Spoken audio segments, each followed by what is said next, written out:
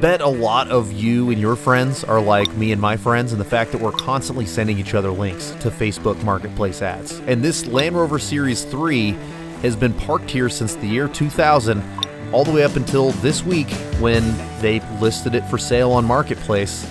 And my buddy Matt was like, dude, I think you need this. And I had just enough cold brew to think that he's right.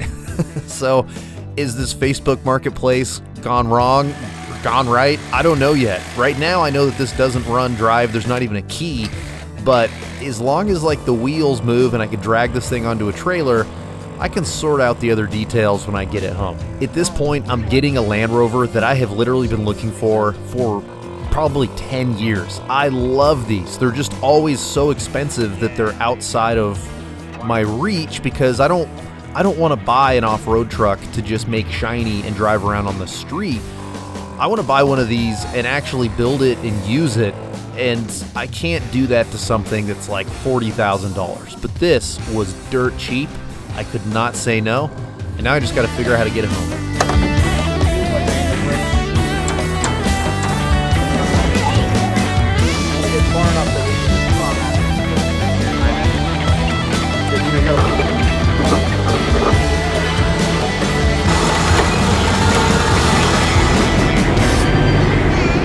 Been so many years of me dreaming that I would one day have a Land Rover Defender, and this is not a Defender. This is a Series 3, which is very close to a Defender, but I never thought that I would find one that the body is dented up enough that I'm not scared to take it off-road, but clean enough that it's not a complete pile of junk and it doesn't cost $50,000.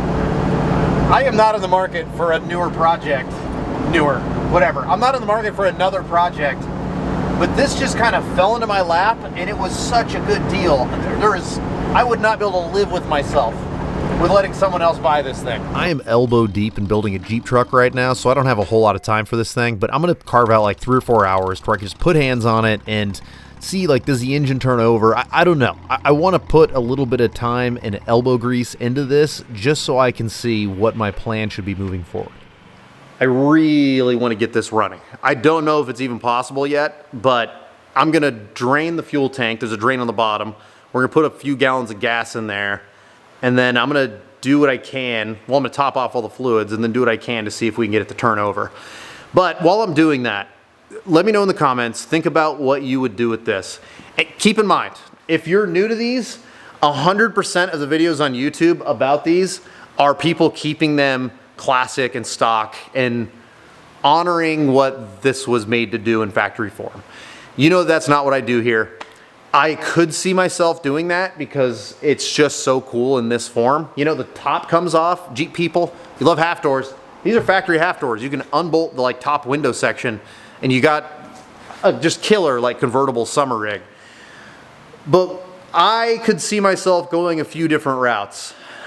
I could see myself turning it into some sort of like a sleeper crawler type of thing. We just put it on like 35s, some killer stealth suspension, and I mean with better axles and stuff, but really dial in the drivetrain, steering, all that stuff, so that it's classic going down the highway. And then whenever you get to the trail, it's just got super long legs on it. I think that would be really cool. Or straight up turning it into what my TJ used to be.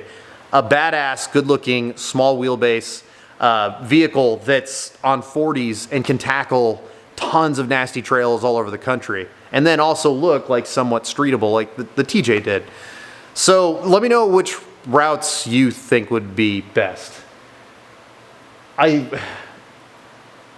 weak. I like it because it looks good, and the reality is I can't afford an Eneos Grenadier or one of the new Toyota or Jeep products. Like, they're awesome, but I'm in a position in my life where I want to buy old stuff like this. I want to turn this into cool stuff. I haven't put a magnet on it yet, but this tank appears to be steel. I bet money that it is steel. The drain plug is brass. Brass is really good about not freezing in stuff. However, I would bet money that this has not been like broke free since it was built in 1973. At least it appears to be. There's like no indication that this drain plug has ever been touched. Instead of trying to reef this really hard to break it free, because right now it doesn't want to hardly at all, I'm just going to put some gas in it. We're going to try to like vacuum suck some gas from the tank through the mechanical fuel pump, which I would bet money is bad after 24 years of sitting, and try to get it all the way up to the carb. To me, this is like a good place to start, outside of figuring out how to pick this lock, because this did not have a key. It sat for so long, they lost track of all that kind of stuff. So luckily, with 2 little screwdrivers, I was able to get it to unlock enough that I could turn it over.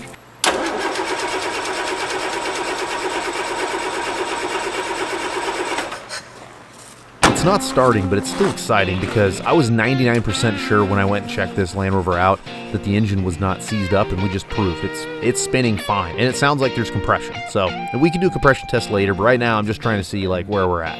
And where we are currently is it has a little bit of fuel dribbling through, but very little. I'm sure that the diaphragm in this mechanical fuel pump is bad. So I'm going to order a new fuel pump. I'm also going to replace the line from the fuel pump and go through, like, that goes through the filter.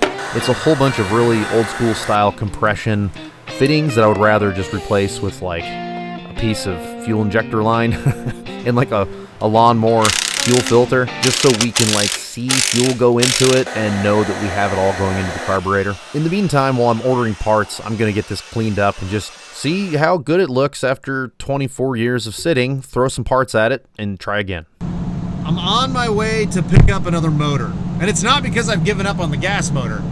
I think we can get it running, but just in case we can't, a 2.5 liter turbo diesel, a Land Rover turbo diesel, just popped up on Marketplace for 350 bucks. And these are notoriously like not great motors, but if you take care of them, supposedly, and you keep them cool, supposedly they can be halfway decent. But in any case, neither one of these motors would be like a permanent solution. Right now, I just want to get this thing driving and usable. So I'm gonna pick up this motor because it's cheap enough. We're gonna keep it on the back burner, and then depending on if I can get this gas engine running, or if I decide I don't want the gas engine, because you know me, I'm a diesel guy, we'll swap it. Supposedly swapping this other motor in is like a day worth of work. It literally bolts in. So I'm gonna pick this thing up, and then we'll go back and get to work on this old Rover. A bolt-in little turbo diesel upgrade gets me pretty excited, especially for the price.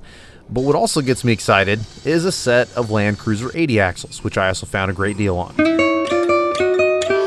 These are bigger, stronger axles than came in those old Land Rovers. These punch so far above their weight class. I've had 39s on them on Land Cruiser 80, which is probably double the weight of what we're going to be building.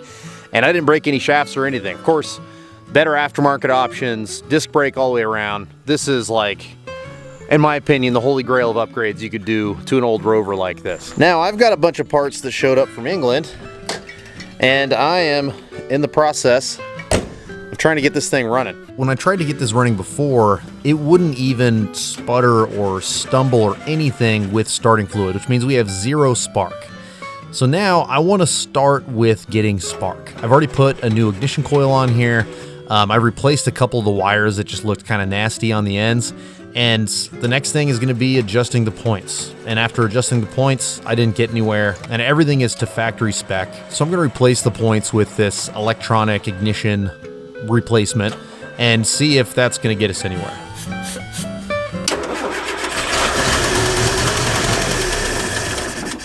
No way!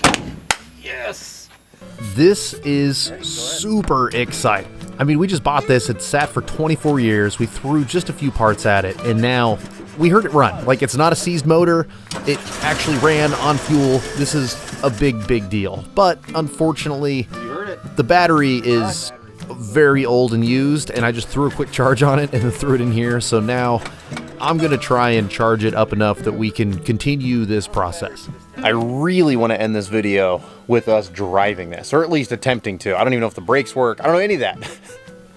So for it to sputter like that, knowing that we're on the right track, woo, we're close. I have a feeling this carb is like stuck. I can fill this filter with fuel, but when it's like turning over and trying to run, I don't see any fuel going out of the filter, which is not good. And we have this weird mystery box right here that is definitely not stock. This Could be something to drop the voltage to go down into the points. And anyway, this mystery box right here intercepts the wires going into our coil. And now that I got rid of the points, I'm very tempted to bypass that box altogether and see if we can just give this full 12 volt to this like point delete style kit thing that I got. And I'm sure a lot of you are wondering, or at least a couple of you, if you've got a turbo diesel, you're a turbo diesel guy, why spend any time or money on this engine? Right now what I want is I want this to be, I don't want to like, if it ran great, then awesome. I would go drive it around the neighborhood and stuff, that's great. But what I want is something that I can start, I can move it in and out of the shop whenever I have time to work on it and whatnot.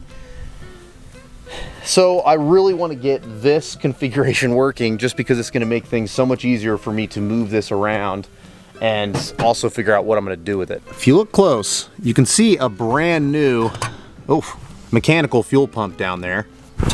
No way I'm going to get to focus on that. New wires, new coil and whatnot. The oil is so clean, I can't believe it. It's like someone had a bunch of work done and then they parked it. That's what they told me. So I mean, all the evidence points that somebody took care of it until they just left it at this house. So I'm gonna let this charge for a few minutes. I still gotta take my kids to the fair today, which I would like to do. And hopefully after charging for a few minutes, we can get a little bit more juice in this battery. And you know what? I might even pull one of our other vehicles over here, try to jump this thing because I want it to idle. If we could idle, imagine how cool that would be. And then see if, like, you know, we're gonna get some fluids gushing out of anything.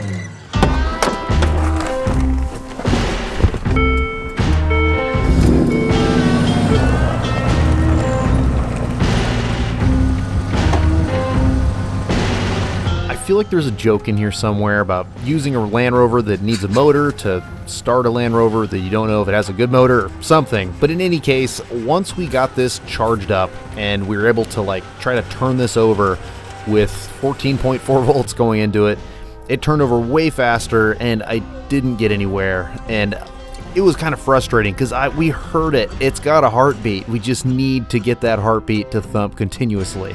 So now the plan is simple. As a last ditch effort, I think I'm going to hook it up to the back of my wife's Gladiator and we're just gonna like pull start it around the property and see if we can like pump some fuel through this carb and get some stuff moving and spinning and working. And if that doesn't work, whatever. It's just a fun ride with the kids. You know, it's your truck. I'm gonna let you do what you do. Jessica, I'm trying to start it and I'm trying to... She's gonna haul us up the hill. Oh. Well, do I have the key on? I do. It's just turning. We're turning the motor a whole bunch. I don't hear anything starting. I'll get the throttle. I saw some blackberries, Chris. Some juicy ones.